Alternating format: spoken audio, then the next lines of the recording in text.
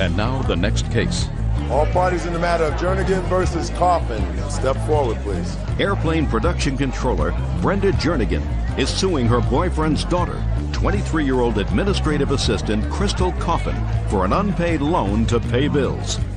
Miss Jernigan, I assume that this is your boyfriend. Yes, it is. And this is his daughter. Yes, ma'am.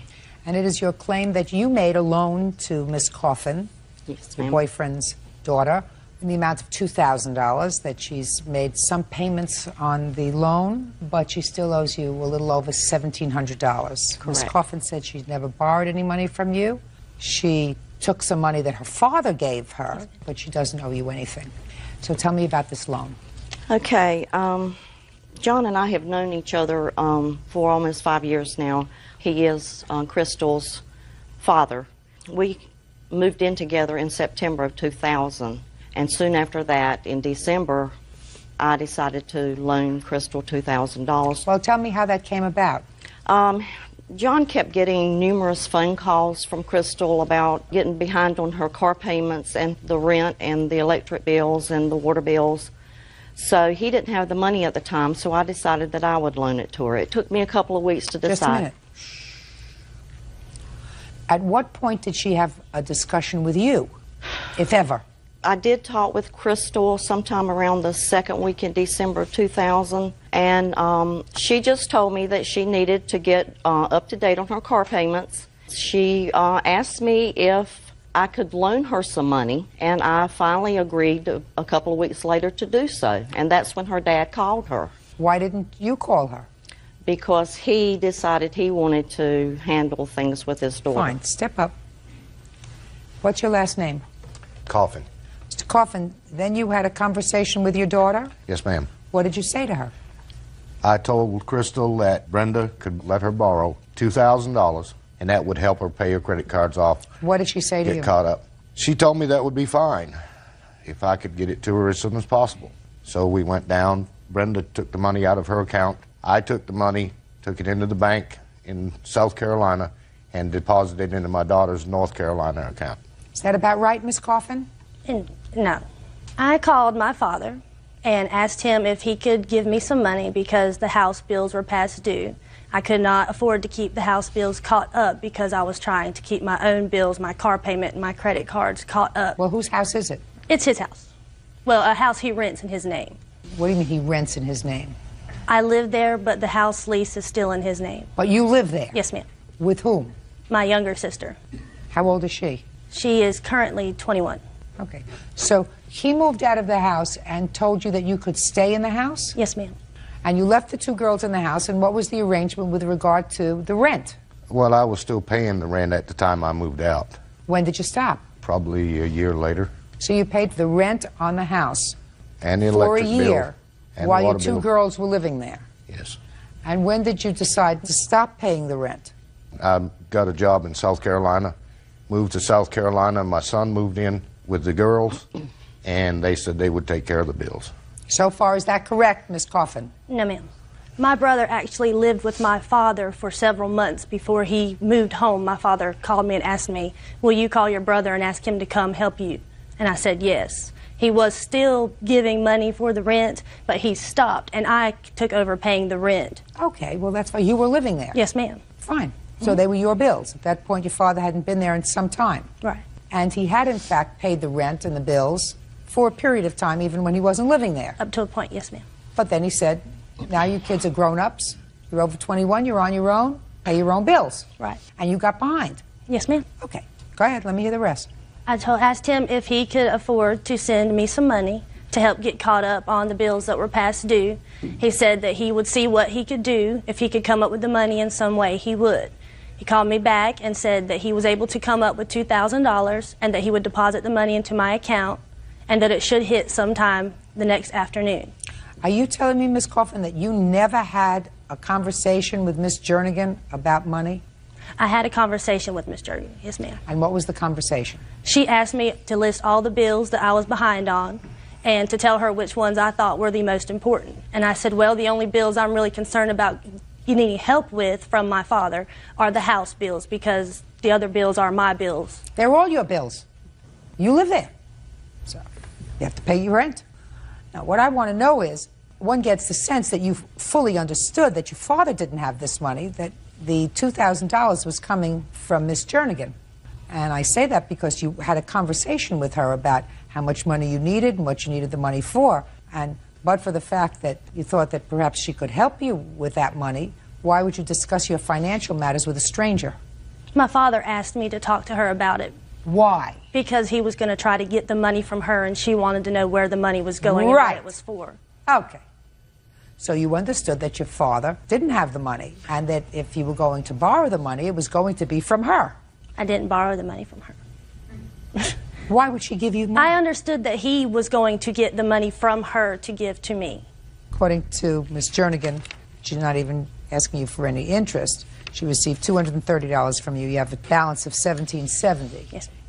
You have a note there, Miss Jernigan, that you indicate in your complaint that the defendant sent you sometime in 2002.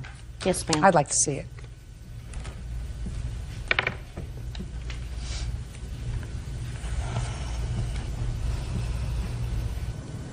It says, sorry about all the delays. I will try to send something every month from now on. Love, Crystal. Yes, ma'am.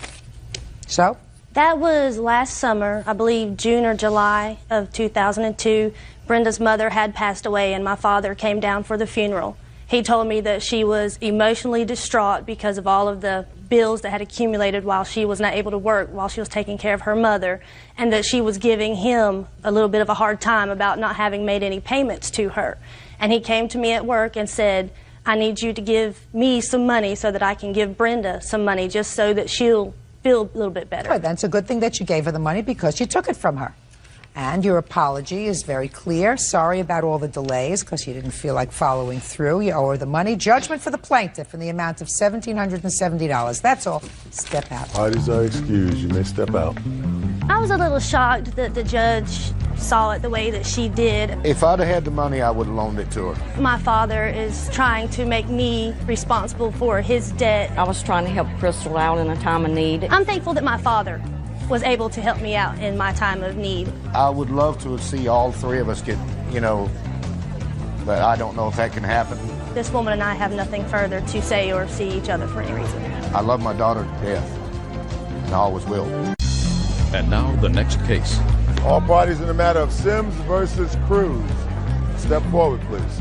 Serviceman Billy Sims is suing the daughter of his late father's girlfriend, 21-year-old Christina Cruz. Billy says Christina stole a cell phone off of his father's dead body. Mr. Sims, your father passed away in June of this year? That's correct, Your Honor. According to your complaint, he passed away. He had a heart attack in his car. That's correct, Your Honor. And the defendant was in the car with him, along with her boyfriend? I'm not exactly sure if she was either in the car or if she was following behind him in another vehicle, but they were traveling together. How did they know each other, do you know? The defendant's mother had a relationship with my father. Is that right? So your mom and his dad... We're dating. When his father had the heart attack, were you in the car with him? Yes, Your Honor. Oh. And this is all about a cell phone.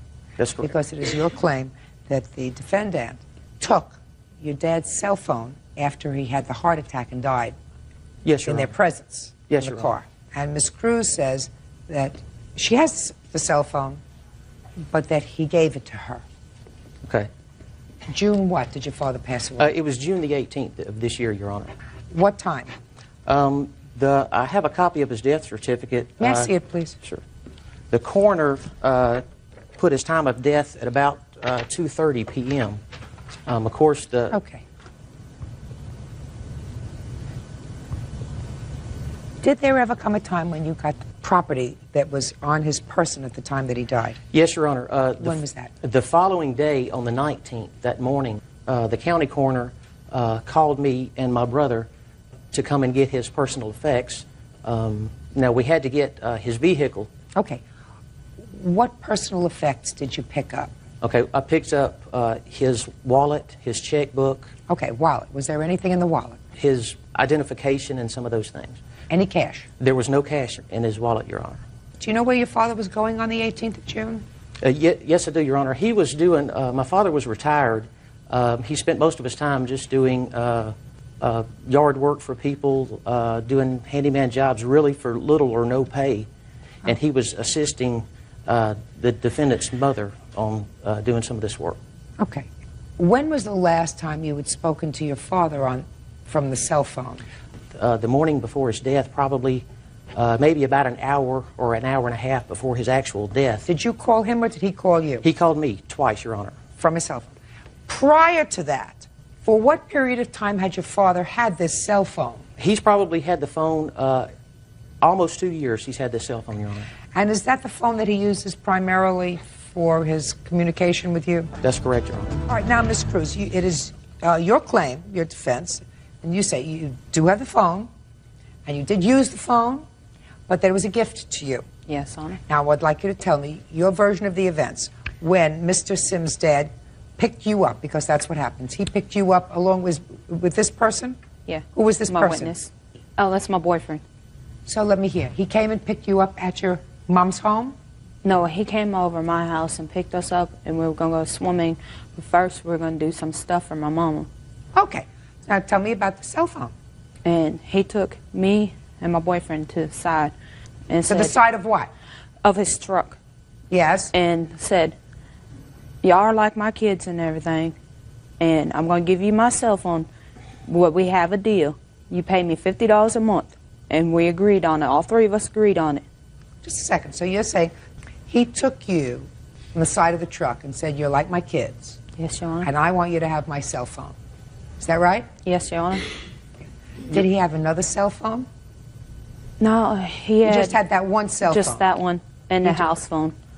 Well, but he had the cell Yeah. phone. That was his cell phone. Yeah. And as long as you knew him, he had only used that cell phone. Is that right? Yes, Your Is Honor. that right? So on that day, he said to you, you're like my kids, I want you to have the cell phone. Yes, Your Honor. Liar! You're a liar. There was other witnesses there. Bald-faced liar. You took his cell phone off his dead body. No, he and you was not probably also took the cash out of his wallet before the police got there. Not a question in my mind. Why would a man, unless he anticipates his own death, who has used a cell phone for 2 years to communicate with the rest of the world, all of a sudden take you and this person who was sitting over here and say, I want you to have my method of communication? Why in the world would he do that? You're like my kids. If you're like my kids, then he goes and buys you a cell phone and said, here's a cell phone. No, because he got tired of carrying it around and everything. It was too heavy. It was too, just a minute. Please do me a favor. Put your hand down. I don't have to listen to that baloney anymore. It's baloney. Could I please see the expenses that you are claiming for the cell phone? Yes, Your Honor. Did they use it, by the way? Yes, Your Honor. They used it. Those 3 days, there were approximately about 400 minutes that were used. And I have those... Well, just a minute. How much was the cost?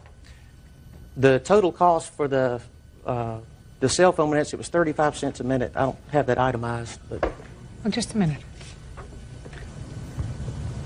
Did you ever get a bill from them for this? Yes, Your Honor. Well, I want to see the bill that you got. This has the outstanding minutes that he had left over in excess that we had to terminate because it could have been transferred over to his next of kin. That's what the first statement says. That's from the wireless people. No. I understand what you're saying, Mr. Sims. Listen to me. What you're saying is he had sort of credits, that it didn't cost you hundreds and hundreds of dollars because they took the phone, but that you, as his beneficiary or next of kin, could have used those minutes if you wanted to from his cell phone plan. Is that Yes, what your yes, plan Your is? Get a life. Where's the phone? We don't have it anymore. What'd you do with it? The guy that was staying with Billy, his daddy, took it. And it's my brother. Your Honor, there was no one staying with my father. He lived alone. But we asked her the Friday when we first found out that she was the one that had the phone. When she returned the phone call, she said that we were not going to get the phone back, that she got to the phone before we did, and that he's dead, and she's just as entitled to it as... Let me tell you something. Some people will be happy, productive, moral people their whole lives, and they will raise, hopefully, happy, productive, moral offspring. And some will not. We're not talking about a lot of money, but we are talking about those people who have the capability of being moral people and those who lack the capability of being moral people. Yes, we're talking about a $40 phone bill, which you're going to get, and let's say your father really had a state-of-the-art telephone. A really good one costs $150, is that right? Yes, really Your Honor, good it's one? on the estimate. $150 plus 40 is $190. You don't get paid for the minutes, right? And I want you to do you have to feel sorry for them. I want you to feel sorry for them. Don't be angry with them. They're never going to be able to get smarter. They're never going to get more morals that anywhere relate to what civilized people do, because anybody that could take property off a dead person, which is what they did, will never change. Because I don't believe that anybody, your father's age, drives a car and rides around with not a dollar in his wallet. That's correct, Your Honor. I don't believe that that happens. That doesn't happen. So if you're a death scavenger, you're never going to change. Judgment for the plaintiff in the amount of $190. That's all. Parties are excused. You may step out. We didn't took it. He gave us it. There are people in this world that are going to act that way, so instead of being angry, pity them, and that's what I do. I felt sorry too because he died on me. I'm very happy with the judge's decision, and I'm glad that we can finally put this part of my father's life to rest. 21-year-old assembly operator Monique Betker is suing the father of her son, 26-year-old machine technician Robbie Schwant, for the return of her furniture and for breaking her nose. Robbie is countersuing for car rims he inherited from his deceased brother. Order. All rise.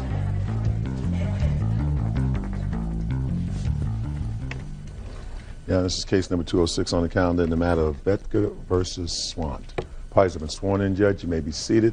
Folks, have seats, please. Ms. Betker, you and the defendant lived together for a couple of years, well over a year ago. Yes.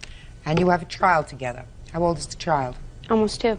And it is your claim that the defendant owes you for furniture that he has that you believe was either yours or at least both of yours, and for an assault that you say he perpetrated upon you, causing you to have a broken nose and substantial medical bills. Mr. Schwant says that the furniture was his, and he says that you started the fight that resulted in whatever injury you had. As a matter of fact, the charges in that case, he says, were dismissed because you acknowledged to the court that you hit him first, and he is counterclaiming for something about his deceased brother's car rims, right? Yes, Your Honor.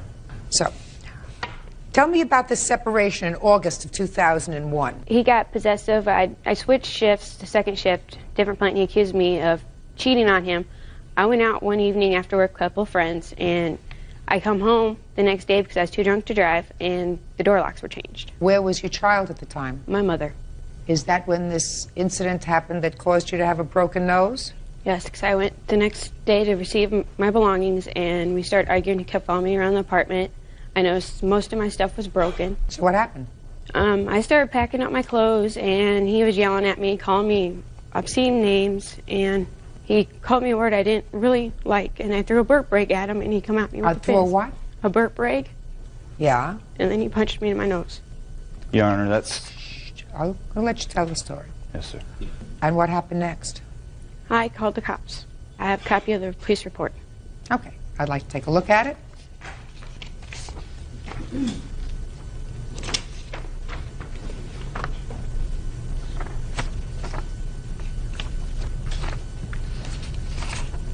Now, can you explain to me why you waited a year? Forget the incident involving your broken nose for a second, or this has bloody nose. You'll show me the bills later. Because I assume you went through a criminal proceeding? I never actually went to court, Your Honor. Really? While I was in jail, the judge had reviewed the case and dropped all charges against me. Do you have a report on that? Do you have any paperwork on that? How long were you incarcerated? For 2.5 days. Okay. What furniture do you claim that he has that belongs to you? My living room set, my bedroom set, and other small belongings, which All I right, have let's a start list. with living room set and bedroom set. Who bought it? My mom bought the living room set. I bought the bedroom set. Is that right? The living room set, her mother gave both of us Yeah.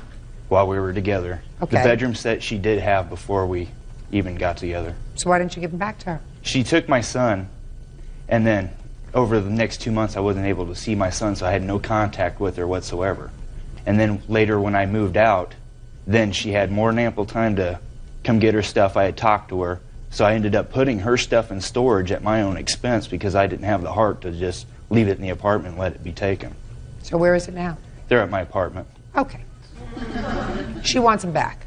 Well, the problem with that is I was given joint custody for my son. I don't care. I don't care. The living room set and the bedroom set she wants back. Get it back to her. Your Honor, she owes me several $1,000s. For what? For the tires and rims, for... Just a minute. We're going to get to your complaints. I'm talking about things, not money. She has to get back the living room set and her bedroom set. They're hers. What else?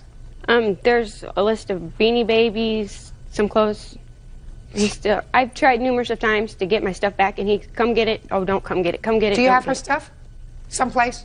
I have some of it at my apartment, some of it at my parents' house, and a lot of it I've given back to her already. Okay. Whatever you have a child together? Yes. Do you share custody, I assume? Yes. Now at this point you share custody. So it's a very good idea to maintain nice relations with her. I've been Pleasant. trying, Your Honor. Very good. So pack up all the stuff in boxes. Tell her where she should go to pick them up. You live close to your parents? No. No. Your Honor, she's What? had more than enough ample time over the last year. I've told her several times Listen! to come get the stuff. But what are you doing with it? A lot of it was sitting in storage for 5 months. Fine, while but she now had it's still chance to- there. Mr. Schwantz, I don't understand you, sir. Now it's there. You said you have some of it at your house, you have some of it at Correct. your parents' house, right? Yes. Get it together and give it back to her.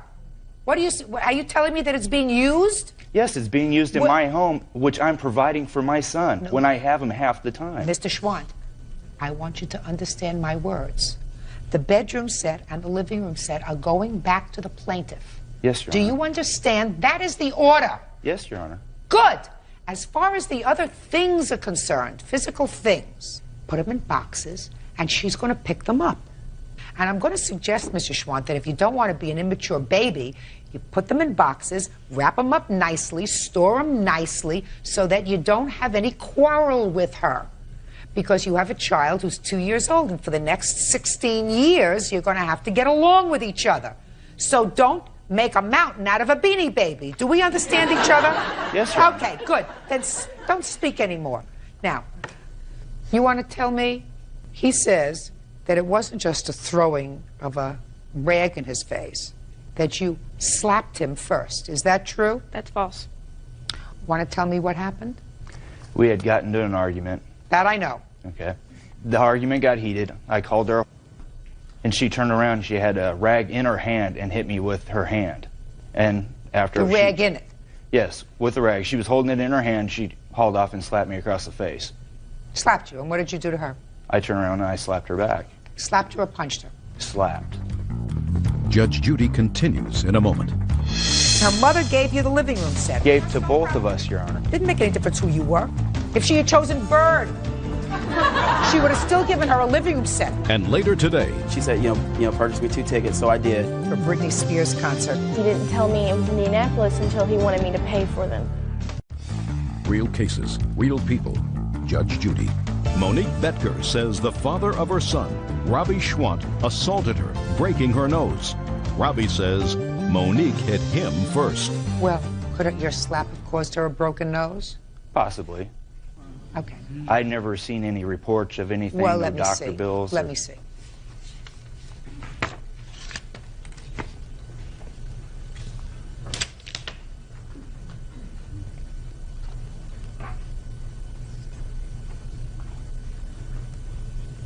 Where did it say you had a broken nose? They couldn't find that paper, but it does say that It I had a doesn't fractured say. It nose. says nose possible fracture. It says headaches, whatever, and it says nose injury, possible fracture. And you declined x-rays, is that right? I did a couple weeks after that. You have the results of those x-rays? don't. Well, then I can't help you. If you slapped him and he slapped you back, unless I have proof that he overreacted, reports don't indicate that you had any more than a bloody nose. Okay, 5 days. You got the order. Now let's get to your counterclaim. Your counterclaim is something about your deceased brother's rims. I'm ready to hear you, Mr. Schwant. Before my son was born, while she was still pregnant with my son, we purchased together, but in her name, a 97 Ford F-150. My brother, who was deceased now, had some tires and rims that were on his truck that was similar, only a year newer. The truck was going to be repossessed by the bank. The bank wouldn't let us take over the payments on it, so we had these rims that we had nothing to do with. So we put them on the F-150 that me and her had got, with the understanding that if anything happened between us, the rims were to be returned. Go ahead. Okay. When she left, she took the truck with her, and I asked for the rims back, and she refused to give them back. Yes. And she still refused to give them back up until the time the vehicle was repossessed. And? And so? Well, they belonged to me. They were one of the last things that I have of my brother, who died 2 years ago. You mean it's like a class ring? His rims for his car is like a class ring? No, but it's a remembrance of my brother, who's deceased now. That's what I didn't get from your counterclaim, sir, that the rims had sentimental value to you. Yes, they did, Your Honor. Mr. Schwant, if you were old enough to make a child, you're supposed to be mature enough to make reasonable judgments. To even come into a courtroom and suggest that tire rims are a sort of sentimental symbol of your brother that she took away when she took your truck, and you want her to somehow, and the truck is repossessed. Yes. Right? So that she doesn't have the rims anymore. Right. So you want her to give you money, and that somehow will make you feel better. That you'll have the money to look at that will remind you of your brother. I never wanted any of this back until she brought this upon me. Only thing I wanted... Just a second! You have her stuff. You have her things. Yes. The rims for the car are not yours. You neither purchased them, they were not bequeathed to you. Yes, they... No, they weren't. Show me a copy of the will where your brother left you his rims. He didn't have a will. All right. They were not bequeathed to you. They were sitting on a car that was going to be repossessed. You put it on a car that was in her name. And she left with the car. Period. End of discussion. This is her furniture. According to you, she came into the relationship with the bedroom set, and her mother gave you the living room set. That's hers. Her personal property. Both of us, Your Honor. Sir, you had nothing to... You were just a thing. Do you understand? She would have given it to her daughter and the person, the other significant person in her daughter's life, irrespective of who that person was. She wanted her daughter to have a living room set to live on. Didn't make any difference who you were. Don't you understand that? Didn't make any difference. No, I don't understand that, Your It's Honor. very, very easy, sir. If she had chosen... Who is this person? This is my brother. He's here as a witness. Very good.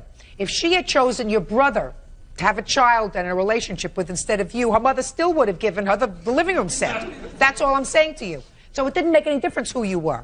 If she had chosen Byrd, she would have still given her a living room set. Didn't make any difference who you were. Do you get it? Yes, Your Honor. Very good. And so, but the bottom line is, what I'm telling you, is that you have a 2-year-old child together. We're talking about things, easily replaceable. She may not have done the right thing, and I'm not saying she did the right thing, because I'm telling you right now, if she leaves her child with her mother and goes out drinking or partying with friends and doesn't come back all night, and you change the locks on the apartment where you're living, that means that she has done an immature, stupid thing. Because when you have a young baby, you don't go out and play all night. You understand? Yeah, sure. Yeah, sure. You understand. So I'm not saying she's Miss Goody Two-Shoes. You have to Yes, Your Honor. understand. But you share custody with her. And if we're talking about things, Beanie Babies, I mean, what a mother of a 2-year-old child wants to do with Beanie Babies, I haven't a clue. I haven't a clue. But you picked her. You Right. have to deal with it.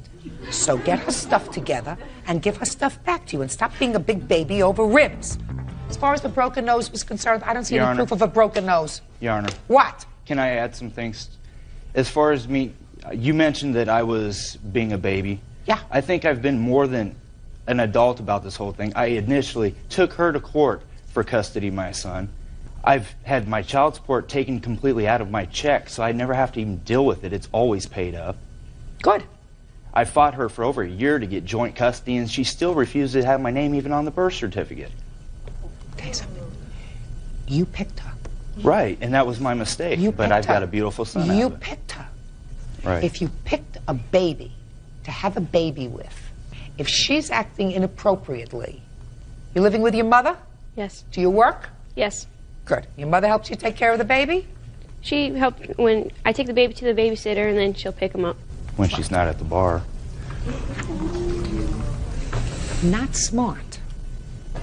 The fact that she's at a bar, if she is at a bar, if she does play, if she is not being totally responsible for your son, that's a terrible thing. It is, Your Honor. Terrible, terrible, terrible thing. But you have to live with it.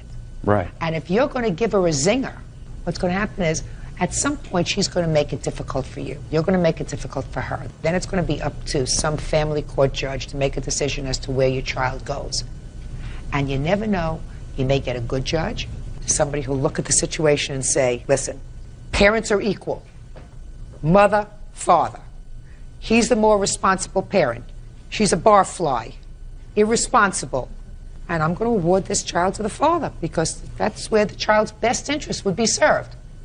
And then again, you may get some idiot, and there are a lot of them out there, who say, well, mothers are still 100% entitled to their child unless they beat them, unless they scald them.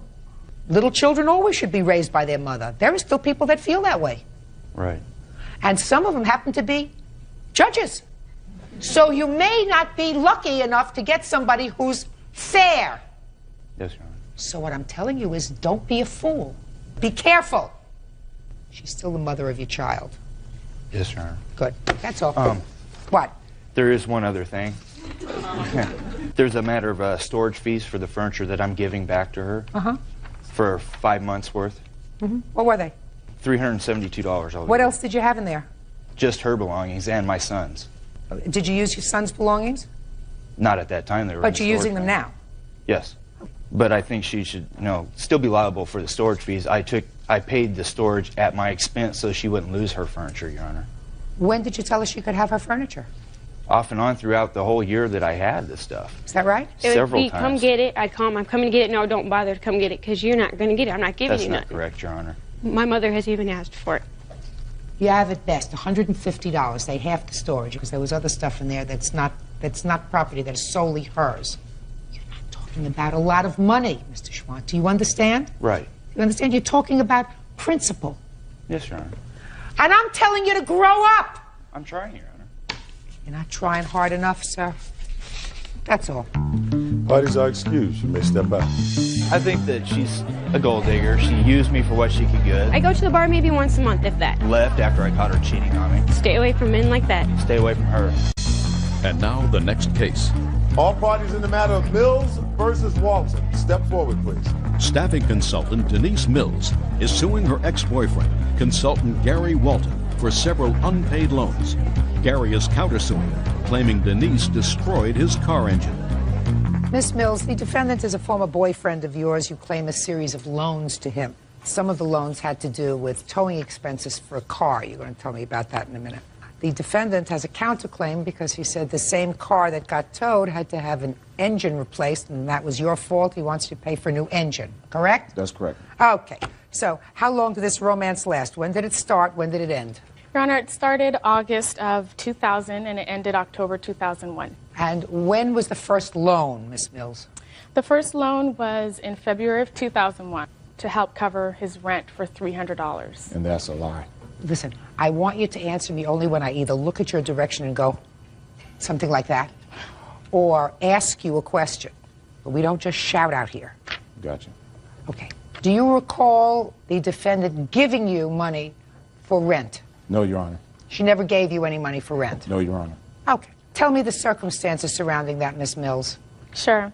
He was a wannabe actor and model, and when times were a little slow for him, he did approach me and asked me, and he was a little embarrassed and stuttered a little bit and asked if he could borrow $300 to cover. And what did you say? You said he could borrow the $300? Sure, absolutely. What was the payment schedule? He had told me that he had a couple gigs where he was going to be receiving residual checks and that he would be paying me back from those checks.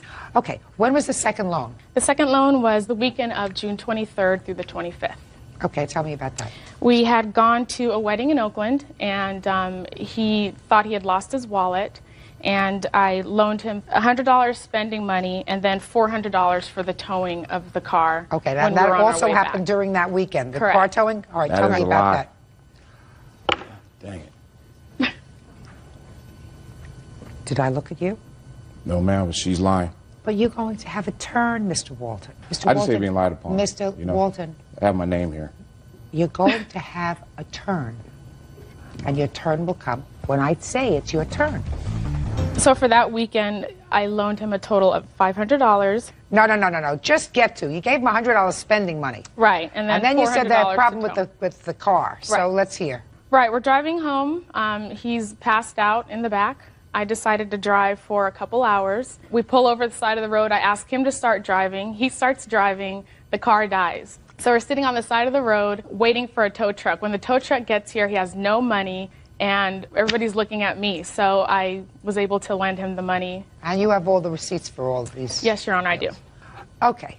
Anything else? Another loan was made the night of July 21st. We had just attended a friend of mine, her wedding, and he decided he wanted to go to the casino to gamble for a little bit, and he gets there and his ATM card doesn't work. So he told me that, if I lend him $100, he was going to pay me back the following week. So far, we have $900. Now, according to your complaint, he paid you back a substantial portion of this Correct. money. Tell me how much he paid you back. He's paid me back a total of $520. Over what period of time? I'd say between the months of July and February of this year. Were you giving him money between July and February, sir? No, Your Honor. Really? It's like I'm listening to two different worlds here. She's just upset because she caught me cheating on her. I'm not interested in that. I'm so- just interested in... She's just upset about that. Okay. The only thing you have to Make-believe tell me fabricated. is, Mr. Walton, $300. I'd like... Sorry, Your Honor. Yeah, like Where do I you don't come have from? $380. Where do you come from? I'm from Belize. Is that where you live now? No, ma'am. I live in California. Where in California? Anaheim. What kind of work do you do? I'm a recruiter, a headhunter. For? Accounting and finance professionals. Okay. What do you do, Mr. Walton? Business consultant. What kind of business? Kind of the same business as her. I'd rather not say exactly what I do. But I do have a job.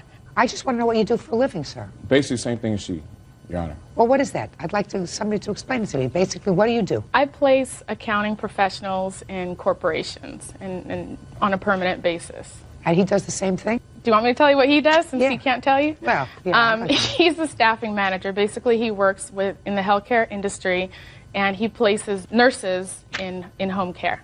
Okay. Now, I'd like you to tell me something, Mr. Walton, about your counterclaim. Basically, everything she just says, fabricated lie. Secondly, what happened was Miss Mills was nice enough on that date in June to drive a vehicle back. I was tired. One of my buddies just got married. We've been partying all day and all night. Now, I told her that she cannot drive over 65 miles per hour because I have a diesel engine. Diesels burn oil at a faster rate. She says, no problem. Take care of it. Next time we go get gas, we need to stop off, get the oil, put some more oil in, etc. She never stops. And she proceeds to drive over 65 miles an hour. And the only reason why I know this is because when I woke up, I saw the gauge. It basically froze at about 75 miles an hour, and the oil light came on. And I said, I told you not to drive that fast. She knew that we would launch the engine. She seized the engine up because of that. And she says that she would pay for the towing because it was her fault. And she also paid for my engine. No, Your Honor. No, never. Liar. God. Listen, whether she did or whether she didn't, you gave her permission to drive the car. Permission to drive the car because you weren't able to drive the car. It's not that she 20-year-old borrowed car. it. Don't interrupt. I'm sorry. It's not that she had borrowed your car, sir. You were supposed to be driving, I assume. You were tired because you'd been partying all night, so you asked her to drive the car. You wanted to be alert enough to watch and make sure that she wasn't driving over 65 or over 70 miles an hour. Stay awake. It's your car. Did you have any money with you that weekend? Yes, I did. That was just actually a week after my birthday, so I get birthday money and I have a job. So you had a whole bunch of money. Yeah, so I don't need money from her. Now, I believe her when she says that you gave her back money between gave her money as July my and girlfriend, February. Your Honor. No, between July and February. You were no longer seeing her, sir. No, we were still off and on dating, and she knows it. Well, if you were still off and on dating, did you in fact give her any money during that time? Not as a payment of a loan. What'd you give her money for? Just so she could take her son out, do things like that. Just little recreational things because I love her son. I love the little guy. Oh. Miss Mills, you have the bills for the towing? Yes, Your Honor, I do. Can I see them, please?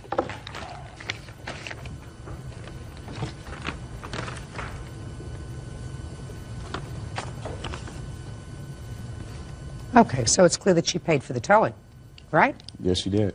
Uh-huh. Good. Any other receipts you want to show me? Your Honor, I just have statements documenting the withdrawals of the cash, the locations of the bank. Not necessary. Okay. I'm just curious as to why you kept such a good record of this. You know, $100 here and $300 here. Well, Your Honor, it's you know, I've never been in a relationship where I've had to give a man money, ever. And when he first approached me, I was very uncomfortable. But because I did love him, I cared about him, and I trusted him, that's why I did it. And I think I'm the type of person, I just like to keep those records because you never know. And this is a perfect example of you never know. I mean, we were having a great relationship. All right, well, your lawsuit seeks $380, including the towing charge. I do believe you that he gave back some of the money. I'm going to enter a judgment in your favor in the amount requested, $380, and I'm dismissing your counterclaim for the cost of the engine. That's crap. Fix it yourself. Thank you. Bye. Thank you, Your Honor. Parties are excused. You may step out. She's a bold-faced liar. It's been hell. I don't need to borrow money from a woman. Take a look at him. I mean, he's really not worth $380. She blew the engine. She should have paid for it. If you've got a man and he's borrowing money from you, obviously he's not a man. Don't trust a big button smile. Watch your back. 20-year-old deli clerk Stephanie Bartos is suing her former friend, 22-year-old telecommunications salesman Moses Jones, for a series of unpaid loans. Order. All rise.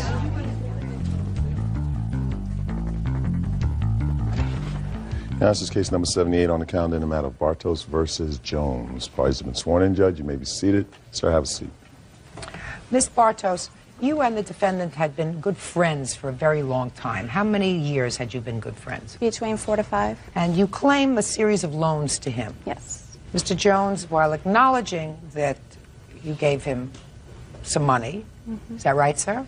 Yes, ma'am. And while acknowledging that you purchased some things for him, said everything that you gave him were gifts, and that you're suing him for a reason that he's going to tell me later. So, when did you make the first loan to him? February 28th of this year. Under what circumstances? That he was to pay me back as soon as possible. Now, tell me what he said, what you said, what it was for, whether it was cash. Tell me what it was. Okay, I received a settlement check for an automobile accident, and I picked him up from his home, and he said he had to get some clothes.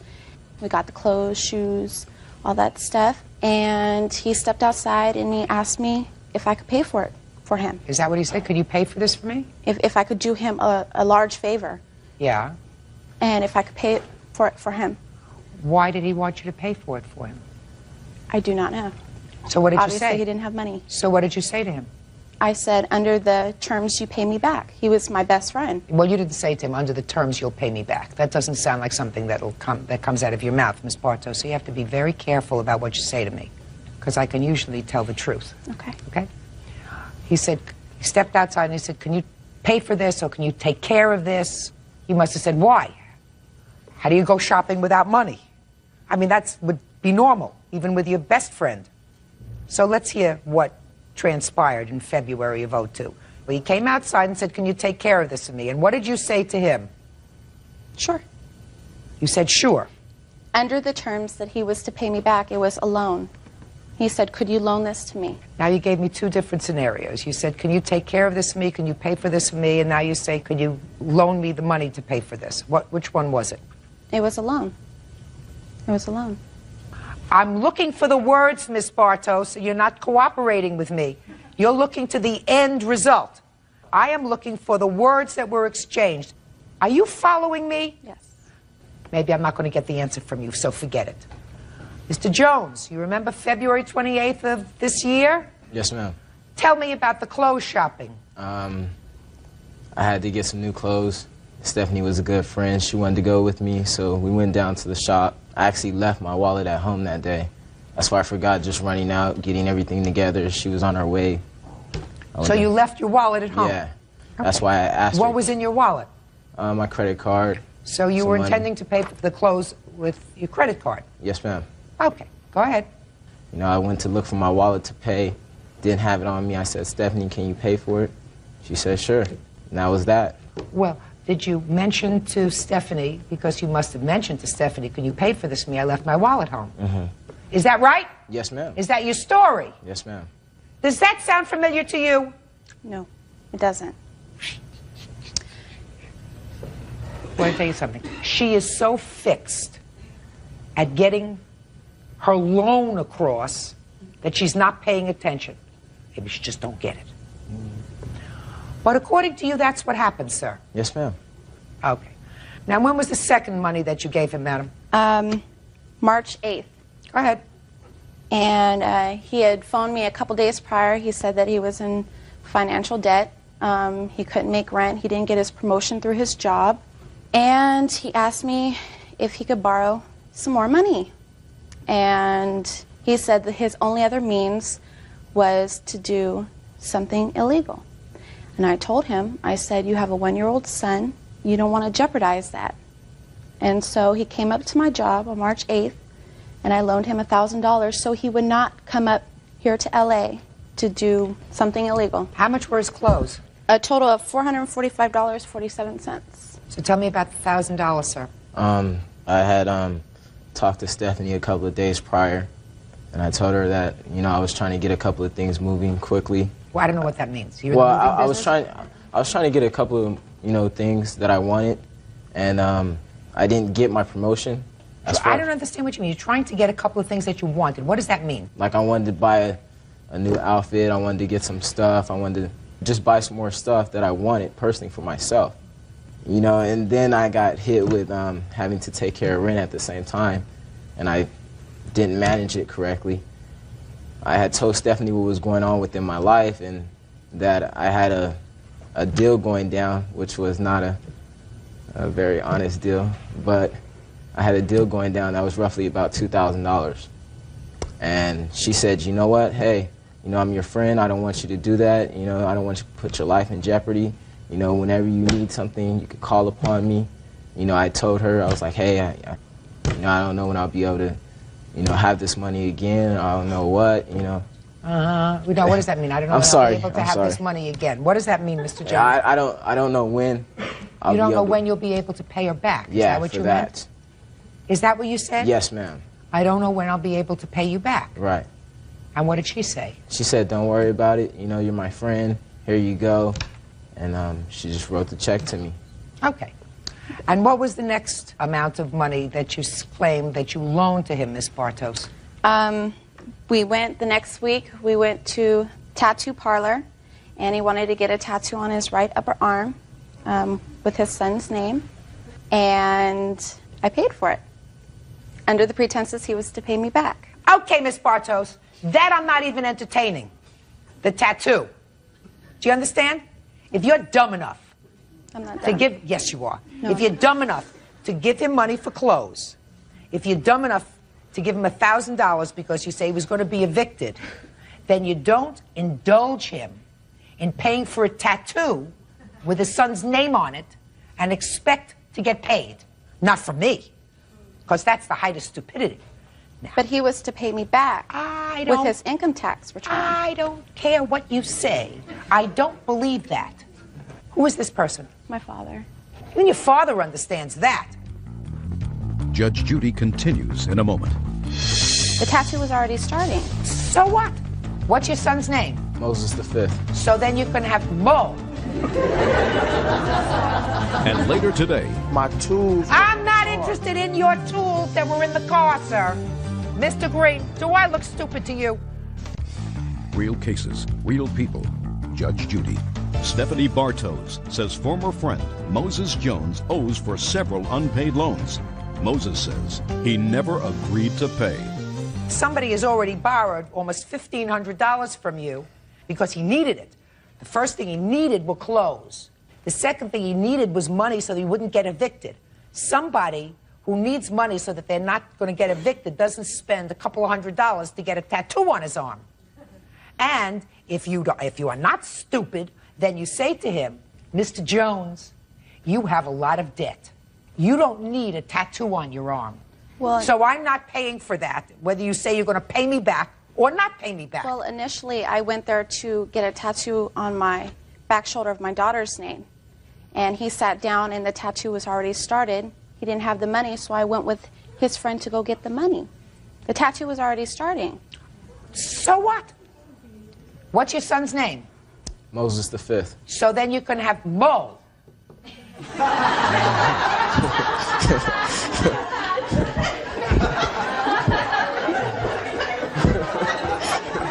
understand what I'm saying? Order. Okay.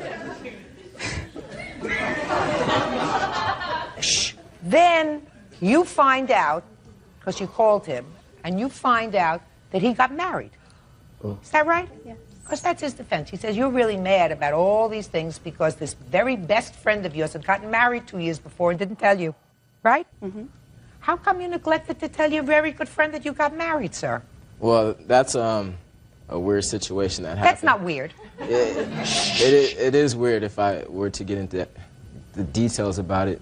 But, you know, it was a situation that I wasn't very comfortable with, and I was in the process of a separation. That's why... Well, you weren't separated at the time you got married. No, I wasn't. Right. But So when I got married, me and her weren't even really talking. There was a 2-year gap where we didn't even talk. So, but then somebody picked up a phone, somebody met in the street and whatever, and you say, hi, how you doing? No, good. How are you doing? Anything happening? What's doing? Yes, I got married. Right. But you didn't say that. No, because... Did you say that? Did you tell her you were married when you took the $1,000 from her? No, I was... Were you living with your wife at the time? No, I wasn't. Yes, he was. Yes, he was. And I was there. Hmm? I've gone there before. All right, Miss Bartos, despite yourself and in spite of yourself and your testimony, Mr. Jones has cooked his own goose because Mr. Jones testified that he was intending to pay for his... Stop smiling, it's irritating.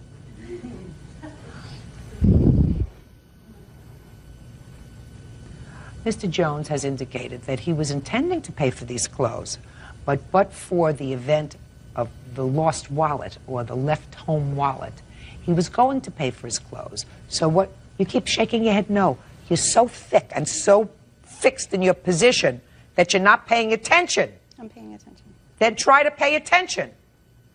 Which indicates that he had intended to pay for his own clothes, which would have been very natural for him to say, I left my wallet home, could you cover this for me, and I'll pay you back. Not I left my wallet at home, so would you buy these clothes for me because I don't have my wallet, and I'm not going to pay you back. That's what he said, because he's not too swift.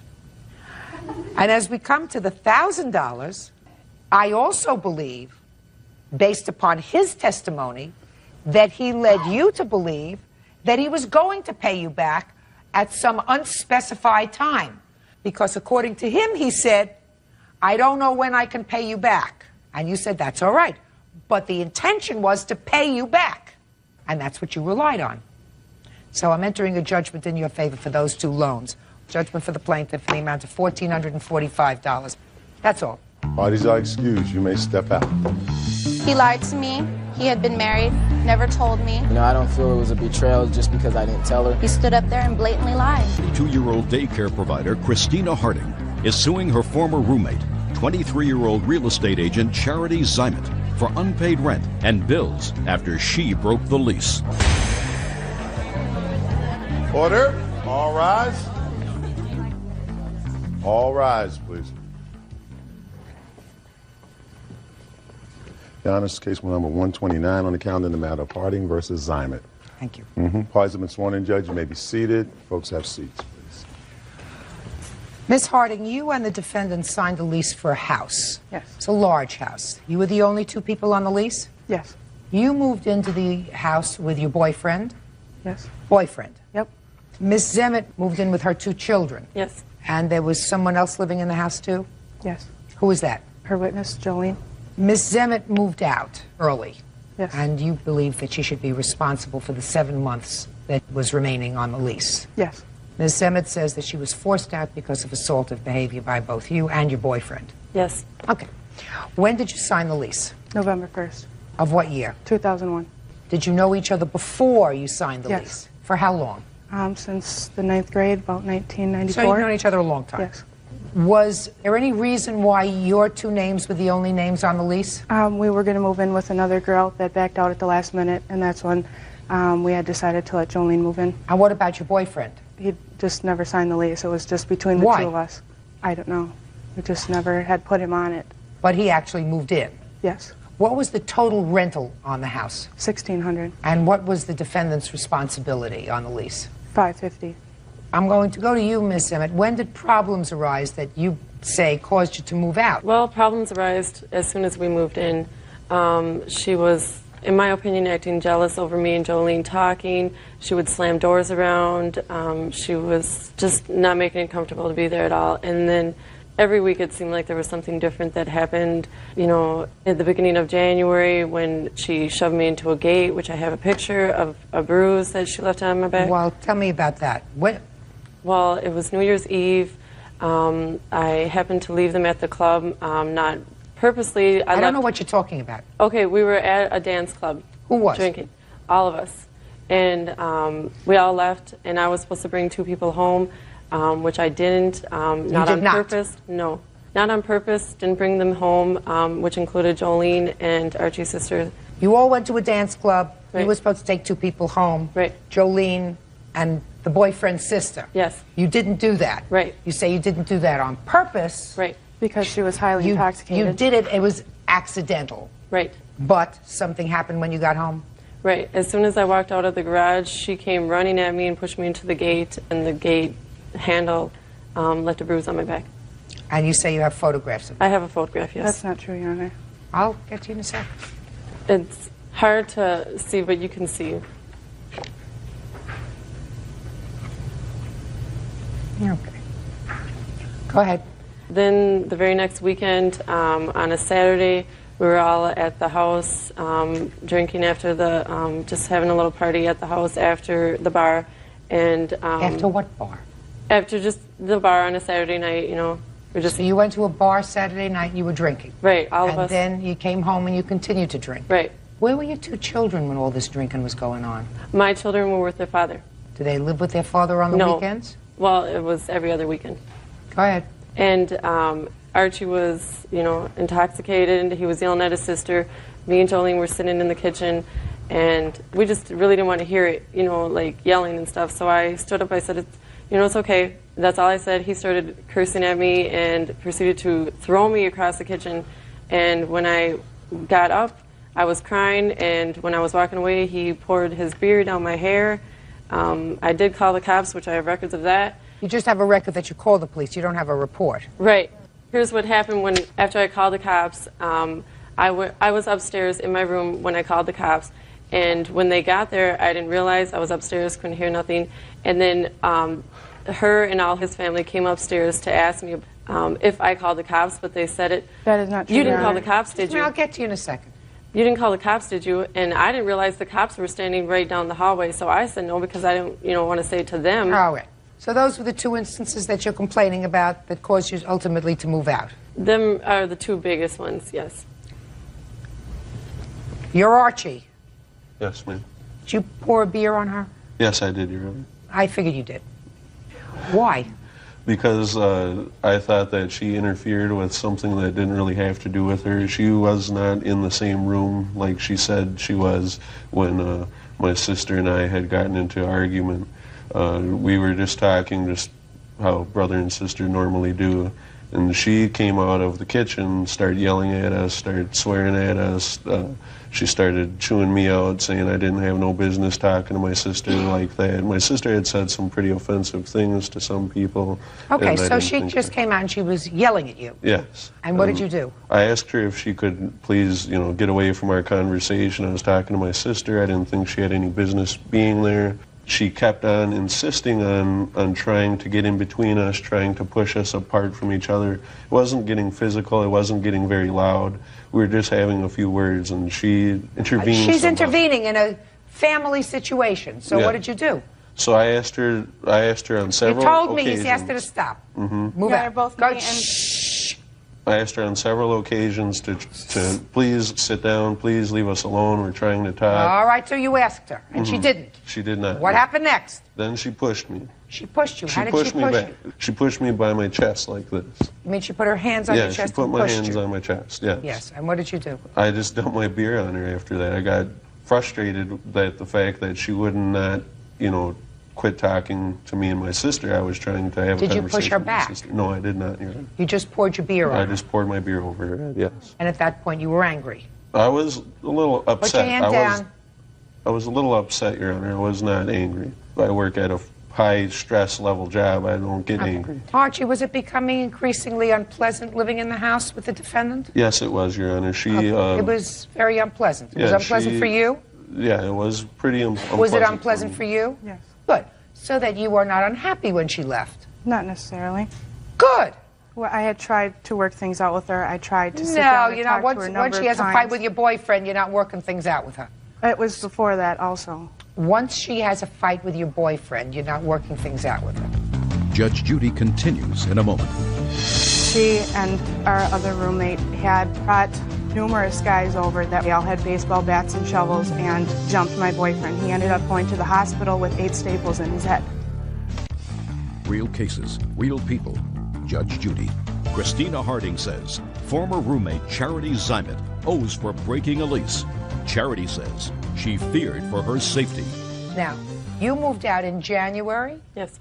Well, I paid January's rent, full January's rent, but I moved out at the beginning, but I still had some stuff there until the end of January. Okay. Is that true?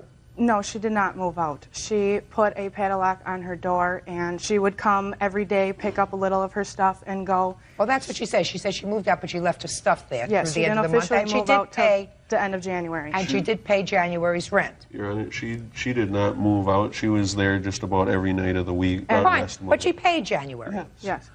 Okay. Come February, is she gone? Yes, she was gone the end of January, but she had not given me any notice. If you think that I don't see your hand, I do see your hand. I'm not interested in asking you any questions right now. Your Honor, I asked her numerous times when I could plan on her moving out so that I could find another roommate. Okay, so now you know at the end of January she's gone. What did you do to find another roommate? I had asked her numerous times throughout January when she would be out so that I could find another roommate. You're not listening to my question. Your Honor, she was. I said now you know at the end of January she's out. What did you do Your Honor, then to get another roommate? I had another roommate set up to move in on March 1st. And she and our other roommate brought numerous guys over that were related to Jolene.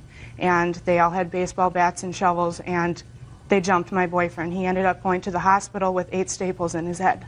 And that caused my roommate not to move in. She was scared to live with us. And when did that happen? On February 3rd. I have pictures and hospital reports of what happened. Is anybody arrested? No, it's still pending investigation. It's a pending criminal investigation. So I could not get a police report. It's not been released yet. You're talking to a homicide investigator. Did she move out too? No, after that night, after February 3rd. Okay. Earlier that night at the club, she was trying to fight with me. My boyfriend stepped in the middle of us. She broke a beer bottle over the side of his head. And so then the bouncers jumped on her, took her out of there. He was trying to press charges. They said she was going to detox. She showed up at the house within an hour. And then within an hour after that, there was about 8 to 10 guys. They were about to break the window to get in the house when my boyfriend opened the door.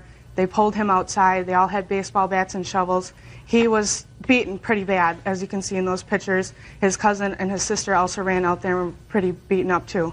What makes you think that the defendant had anything to do with this? Because I saw her driving away from there after the guy. She was sitting there on the street in her car when this was all going on. After the police were starting to come, she backed around the corner of the block. After she supposedly moved out of the house, Your Honor. You mean on February 3rd? Yeah. Yes. This young lady was with her in the car? She was in one of the cars. She had gone out the side entrance and she had gotten into a car somewhere else when all this had happened. She must have got in the car before that. When I saw Charity back down the street, she was in the car by herself. When was the lease up in the apartment? It's not up until August 31st. Who's living in the house now? Just the 2 of us. We have still yet to find a roommate.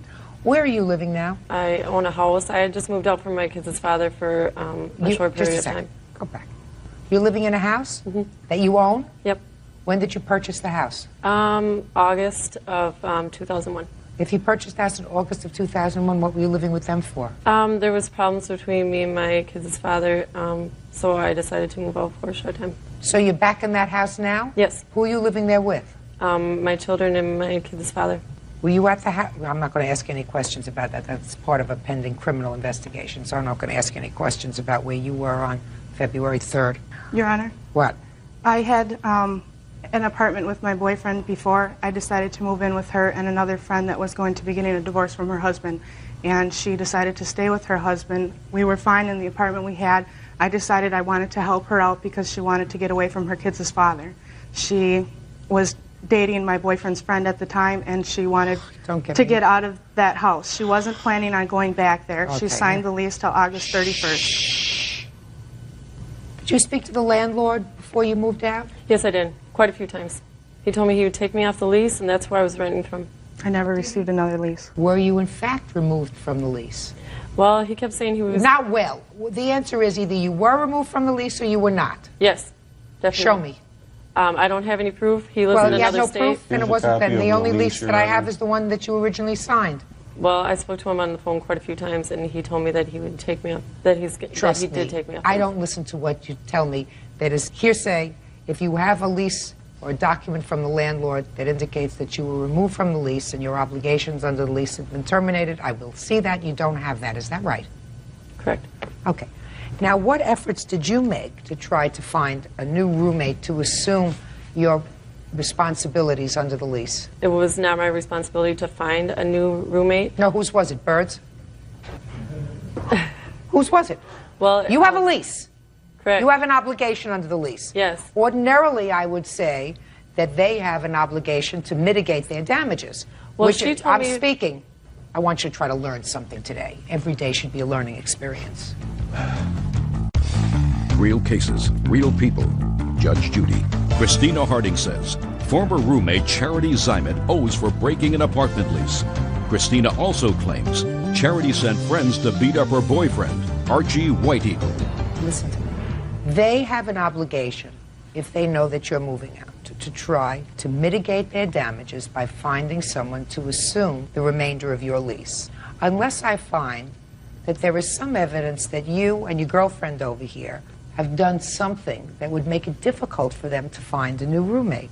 You also have a responsibility, because if you sign a lease and if you move into a home with the understanding that neither of you could afford this on your own, but together you could afford to maintain a big house like this, then you have a responsibility not only to your landlord, but also to your co-tenant. So I'm asking you, you did not do anything to find another roommate? Well, she, at first we did agree about a 2-month notice of getting out. Now, I don't know why she's going for the whole lease. I think she's just upset that the person did not move in, which I do not know the person that was going to move in, but Jolene does. She said that she didn't want to move in the first place. She was just saying she was going to move in to be nice, and this is all what she told Jolene. She said she was never planning on moving in. Then find somebody, and I'm asking you, what efforts did you make to find somebody? And if your answer is simple, you made no effort to find anybody. Is that right? Correct. Good. Listen to me. It was not a pleasant situation living there in the house, clearly. Everybody made a mistake, and everybody's got a bad temper. You had no right to pour beer over her head. Correct. None. And she had, as far as I'm concerned, I mean, if she was a reasonable parent, which I'm not so sure about, a lot of drinking going on there, even if her children weren't home. And her children were there every weekend. Are you trying to talk over me? No, I'm sorry. Good. So I think it's probably a very good idea that she left. Now, are you current in your rent? Yes. How are you managing it? It's really hard. Do you I work? have tried to start daycare, and I haven't gotten very many children because of the pending investigation, and my boyfriend has been picking up just about most of the rent. What kind of work do you do? In security. Okay, so you've been paying the rent. Yeah. Now, when you moved into the house, did you put down security? Yes. How much? I put down 1,000, Charity put down 600, and I have lost that now. Why? The landlord said since she moved out, she forfeited her part of it, and... Oh, no. Don't give me baloney. Security deposit is for any damage that's done. So you don't forfeit that until you move out. That's just what the landlord said, and I'm going and you to only fight forfeit that if you move out and there's damage to the property. Is there damage to the property? Yes, I have pictures of how she left her room also. Holes in the walls and trash all over. Well, trash it and clean up. Yes. Holes in the walls is different. Well, we had to pay for that trash to get hauled away also, Your Honor, out of our own pocket. Arch, is there anything physically wrong with you? No. You had to pay somebody to sweep up? No, I said we had to physically pay to remove all of her trash that she left When there. you say physically pay, what does that mean, We had to Archie? pay the trash. We had to pay the trash bill to have all of that stuff hauled away. No, that's not a big deal. We're not looking at a big deal here. Listen, Miss Zimet, you skipped out on a lease, and you had no reason to skip out on that lease, as far as they're concerned. And as far as they're concerned, I guess not. In my mind, I did. You're not speaking for a very good reason, madam. You're not speaking because there is currently an investigation that is pending with regard to a very serious assault.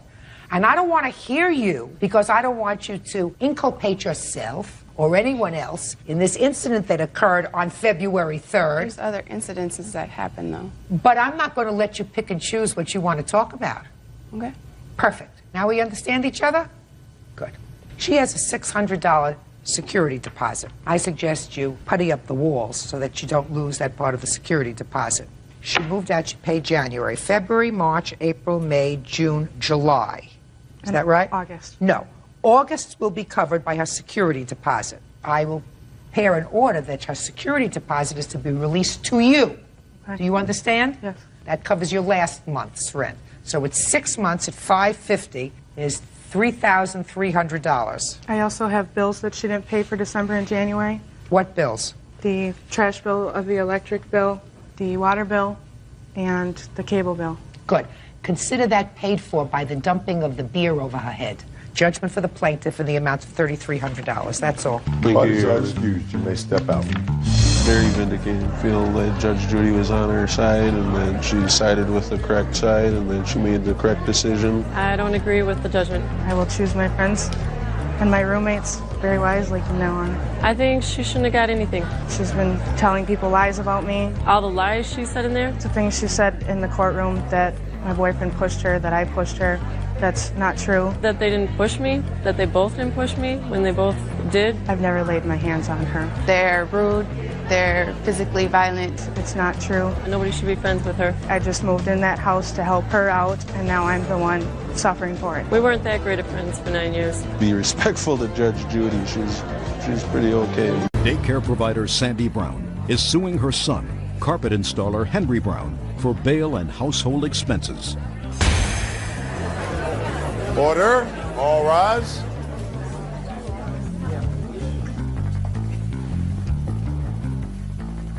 Yeah, this is case number 48 on the calendar in the matter of Brown versus Brown. Thank you. You're welcome, Judge. Parties have been sworn in, Your Honor. You may be seated. Ma'am, have a seat, please. Mrs. Brown, the defendant is your son. Right. Is that right? Are those prescription glasses, sir? Yes, ma'am, very much so.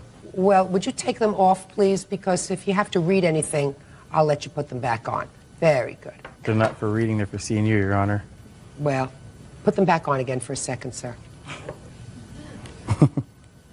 Take a good look. Now take them off. Mrs. Brown, your lawsuit seeks return of money for several things. The first thing is bail money that you claim that you loaned to your son at some point. The second thing is for mortgage payments on a house that you are currently living in. And from what I gather from your complaint, there was some sort of an arrangement that your son would make the mortgage payments on this house, and ultimately the house would belong to him. You would live in the house, take care of your grandson, your son, correct? And then there was some sort of an altercation with your son, you put him out of the house, and you believe that he should continue to make the mortgage payments on the house as per your agreement. No. Oh, good. Glad to hear that. I am only asking for a mortgage, well, it's not just mortgage, it's household expenses for the month of August, which he lived in my house. That was August of 2001 was the last month that he lived in my house, and he did not pay anything. Okay, so it's just for 1 month? It's just for 1 month, and it's $1,500 for the household expenses because that was our agreement. How much was the mortgage payment? $758. Okay. How much was the bail? The bail was $1,000. And you have proof of that? Yes. I have a bank statement here where I took the money out of the bank. No, I need the bail statement, not where you took the money out. I could not find it. I looked and looked, and I could not find the bail statement. I don't know if he has it or what. All right. And the second thing that you want is for verbal abuse, which you don't get paid for, because you're suing him for $4,000. Way over. Okay, and the mortgage payment is $758. Okay, let's get to the bail first. Tell me the circumstances surrounding this bail. The bail was, he was driving a car that was illegally licensed, and he got pulled over, and they took him to jail. And I can't remember if he had some other... When was this? This was in June of 2001. Does that sound familiar, sir? It sounds familiar. In January, yes. January of Yeah. 2001? No, it wasn't January. It was in the spring. The weather was beautiful. Oh. Were you taken to jail, sir? Yep. Did you have bail? Yep. Where'd you get it from? I have retrieved bail from Michael, a friend of mine. My mom has put up collateral for her house more than once, but just collateral. No, I paid $1,000 and the collateral for that particular bail. The one he's talking about was for another charge that he was charged with, and his friend Michael did pay that bail for him because I had no more money to pay any more bail. Why do you think your mother would lie about posting bail for you? That's going to be the whole case. She's used her collateral more than once. I've asked her More to than use... once for your bail? Yep. Well, Yes, how many ma'am. times have you been arrested, sir? A few. How many is a few? A number? Do you not, are you telling me you don't remember? Well, Your Honor, I've absolutely been in trouble. I haven't recently, but yes, I've been in a deal of trouble and asked her for collateral at least 4 times. Okay, well, this time she says in June of 2001, she also had to post the bail. So if you can't remember how many times you've been arrested, maybe you don't remember who posted the bail all the time. I remember exactly who posted the bail, Your Honor. Well, who posted the bail in June? Michael. She said that that was in January. No, he There was said no that arrest in June. I was only arrested in January. I went to the court I dates. could I be know what wrong the with date the is. month. It was in the spring. Those two cases were very close together. Okay. Tell me, Mrs. Brown, did you get a call from your son from jail? Yes. Well, tell me about the phone call. Maybe that will He jog his just called memory. and said that he had been arrested, and he needed to get bailed out, and could I get the money? And I said, yes. The money that I used was money that was supposed to stay in the bank. That's why I am asking for the money back, because the money was for something else. What was it for? It was for, we were going to do some work on the house.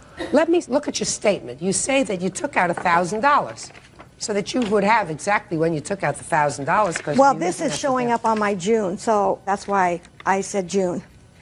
Well, it would tell you the date in June. 6/4, $1,000. Now, tell me exactly where you took this $1,000. Look at me. I bailed him from a bondsman in Tacoma. I could not find that bondsman. I looked in the phone book and I made calls and I could not remember the name of that bondsman. I bailed him out. He went to court. And then, of course, you don't get that $1,000 back because that was the 10%. Let's get to the house payment in August. Did you, in fact, live in the house in August, sir? Yes, ma'am, I did. Beginning of August until when?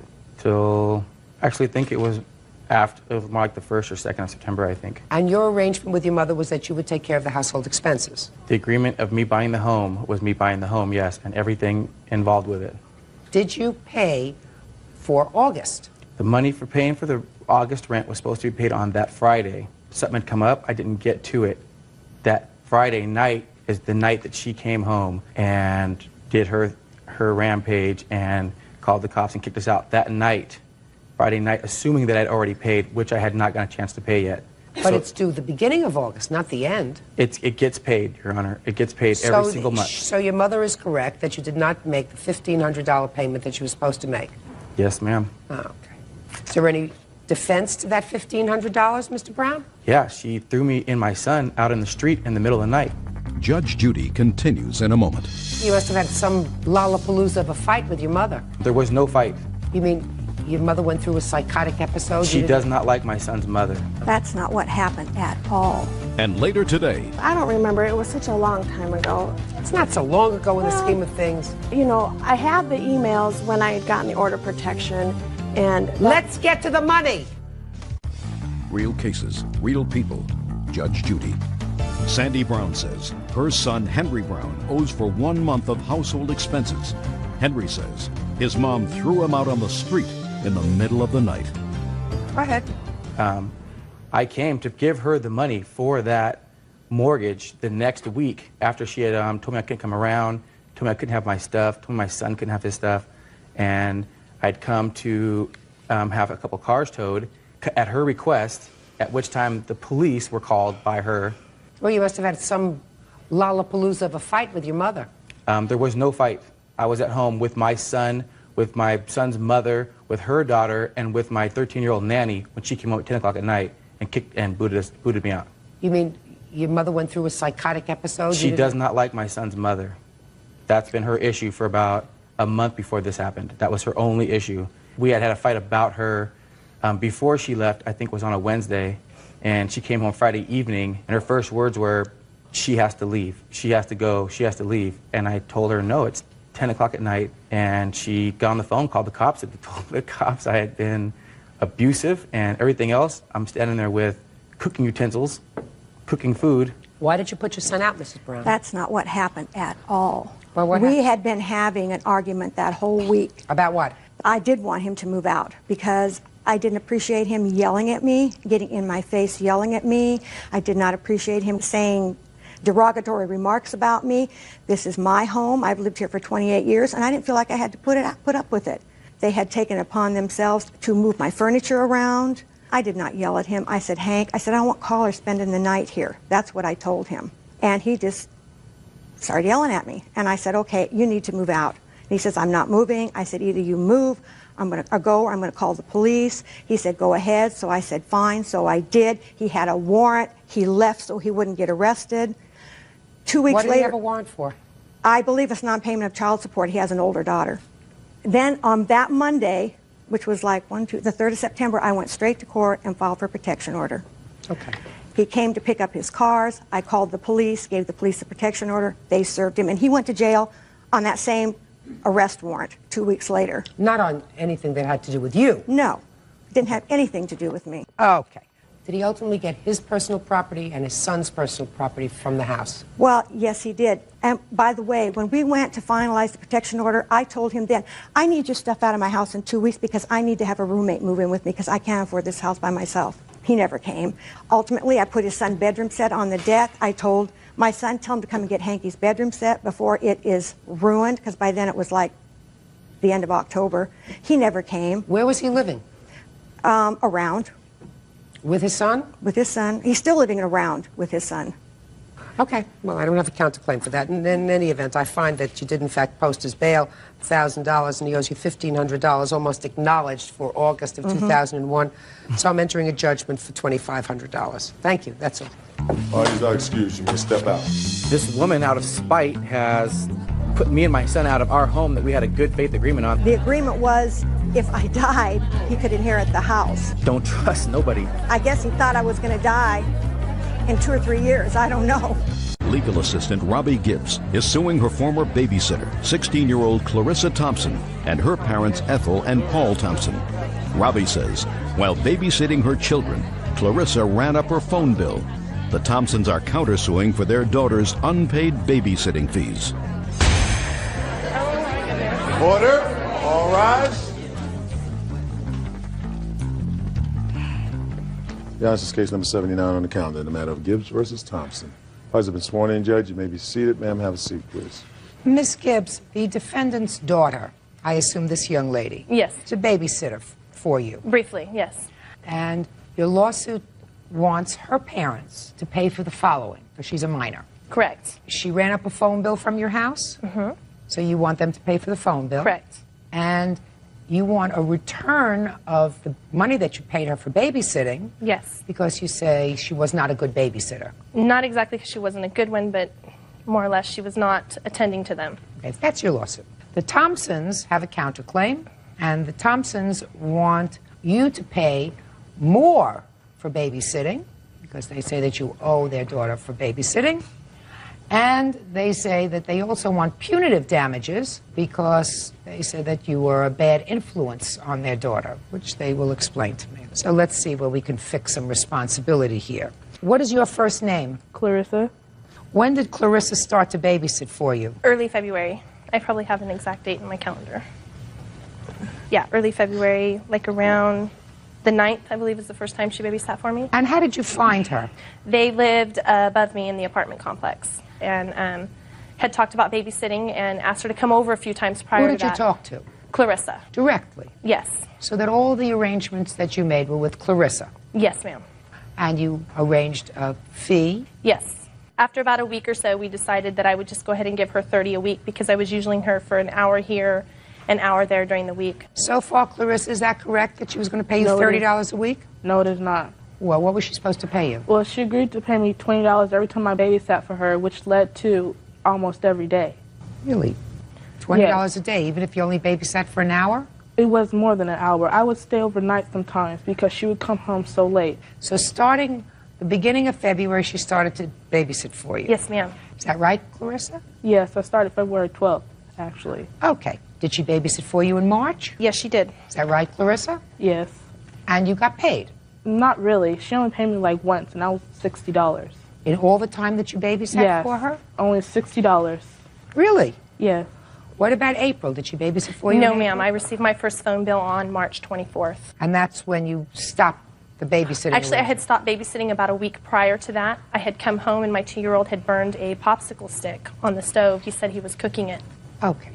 And how many weeks in total had she babysat for you? Approximately 4 or 5. How many weeks? 6. Let's go through your book and figure out exactly how many weeks she babysat for Would you. you like the book? Yeah.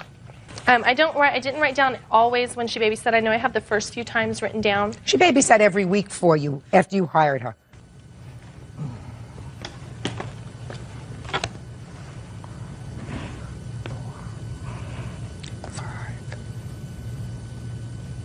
She babysat for you for 5 weeks.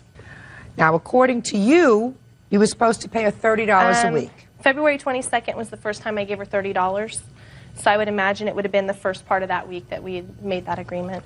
Well, then it's 4 weeks. Okay, so 4 it's about a weeks week. times 30 is $120. Now, how much had you actually paid her? I've actually paid $140 because of the time prior to that. So according to your records, you're all paid up. Yes, ma'am. Okay. Now, tell me about the phone bill. Clarissa would use the phone when she babysat, and from the very beginning I told her I did not have a problem with her using the phone, not to make long-distance calls. I'm a single mother. I don't have means to pay for long distance. I don't use long distance myself. I received my first bill on March 24th, I believe it was, that I put on there, and the long distance charges for that month were $308.40. Who were you calling, Clarissa? It was an ex-boyfriend of mine at the time. Did you know that that was the wrong thing to do? When I first started babysitting for her, she told me that I had all privileges of the phone. She never told me not to make long-distance calls. Well, did you make those long-distance calls in your own house? Sometimes. What do you mean sometimes? Well, did you ever get a phone bill for $300 a month? No, ma'am. No, of course not. Don't fool around with me, Clarissa. Don't fool around with me. Okay, so that's $308. Was that the total phone bill? No, then I received one in mid-April for $31 in long distance, $87 in collect calls, and... Was the boyfriend making collect calls to you? No, he always called me direct. So nobody called you collect? No. Does this have the number of the... Yes, it does. Is it the same number that she No, called? ma'am, it's not. It's a Fresno number. And I asked Clarissa, have you been accepting collect calls from this number? And she says, no, I haven't. No, I haven't. And I have here $85 in collect calls. There's... Well, she says she doesn't know whose those are, but it really doesn't make any difference. They're not mine. Let's say they're Clarissa's. Why should her parents be responsible for that? Because she's a minor. No, you're responsible for it. And I'm going to tell you why you're responsible for it. Because you have a mechanism where you can put on your phone a block so that you can't make long-distance calls. I've never had a need for that. Well, of course I make long distance occasionally. Let me explain something to you. Your business arrangement was never with Clarissa's parents. Your business arrangement was with Clarissa. And if you want to ensure that things in your house are not abused, you have to take steps to do that. Her parents can't come into your house and do that. You have to do that. They are not responsible for the long-distance call made by their daughter in your house. You're responsible. You have to be prudent and vigilant, make sure that the phone isn't used, put the phone away, lock up the phone, disconnect the phone, do whatever you want to do with it. But there is no way that you are going to hold the Thompsons responsible for her calls that she made. I had not going to discussed happen. the agreement with her mother at one time, though, Your Honor. I don't care whether you discussed an agreement with her mother or not. They're not responsible. You're responsible because they have no ability to see to it that in your house the phone isn't abused. They know how to do it in their house because her mother wouldn't tolerate it. Right? Right. Judge Judy continues in a moment. You think you're entitled to more money? Well, yeah. Really? How much do you think she owes you? Well, see... Give me an idea. I say about over $600. Really? Yes. Really? Real cases, real people. Judge Judy. Robbie Gibbs says former babysitter 16-year-old Clarissa Thompson ran up her phone bill with long-distance phone calls. Clarissa says Robbie still owes her money. Go ahead. Your Honor, he would call call her directly when I was there. So? So I never had any clue that she was calling him or making Neither phone did her calls. mother. Neither did her mother. You want to take care of your phone? Lock it in your drawer. It's not a mother's fault. You'll know better next time. You hire a babysitter, you take out the phone. Or you put a block on it. You say you can't make long-distance calls. That's it. She's not legally responsible. And I can't find that her parents are responsible because you have the responsibility of ensuring that when you hire a teenage babysitter,